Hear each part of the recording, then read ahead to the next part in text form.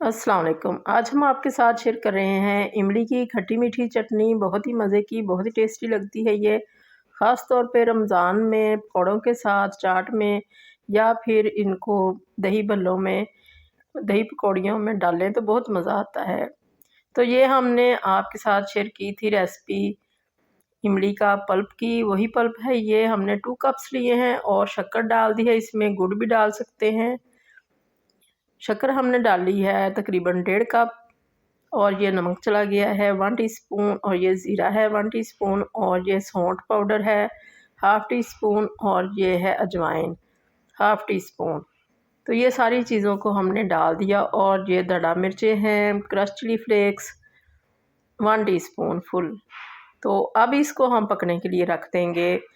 तेज़ आंच पे इसको पकाएंगे 5 मिनट के लिए। 5 मिनट से इसको पकाना है और ताकि अच्छी तरह से जो इमली का पल्प है उसके अंदर सारा टेस्ट जो है, सारे मसाले उनका चला जाए और ये थोड़ी सी गाढ़ी भी हो जाए चटनी हमारी। तो ये इसकी अच्छी सी थिकनेस हो चुकी है। ये ठंडी होके बहुत ज़्यादा गाढ़ी हो जाएगी।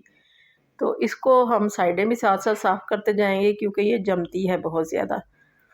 तो अब ये हमारी चटनी तैयार हो चुकी है। 5 मिनट इसको हमने शुरू में हमने फुल फ्लेम की थी, बाद में स्लो कर दी थी। तो ये बहुत ही अच्छी मज़े की तैयार हो चुकी है। ज़रा सी ये ठंडी हो चुकी है तो देखें कितनी गाढ़ी हो गई है। जब हम इसको रखेंगे फ्रिज के अंदर तो ये और भी ज़्यादा गाढ़ी हो जाएगी। तो इस तरह से आप भी बना के देखें। बहुत ही अच्छी मज़े की चटनी तैयार होती है इस तरह से। बहुत ही आसान सी रेसिपी है, सिंपल सी, और रमज़ान में ख़ास तौर पे ये बहुत ही अच्छी लगती है बहुत सारी चीज़ों में, और हाज़मे के लिए भी ये बहुत अच्छी है।